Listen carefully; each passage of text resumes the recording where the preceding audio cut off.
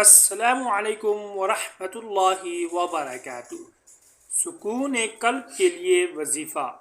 دل کو سکون نہیں ملتا تو یہ وظیفہ کر کے دیکھ لیں، انشاءاللہ العزیز آپ کے دل کو سکون ملے گا۔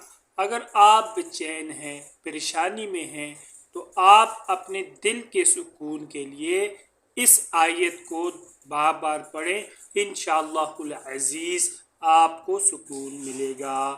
بسم اللہ الرحمن الرحیم۔ وَلِيَرْبِطَ عَلَىٰ قُلُوبِكُمْ وَيُثَبِّتَ بِهِ الْأَقْدَامَ۔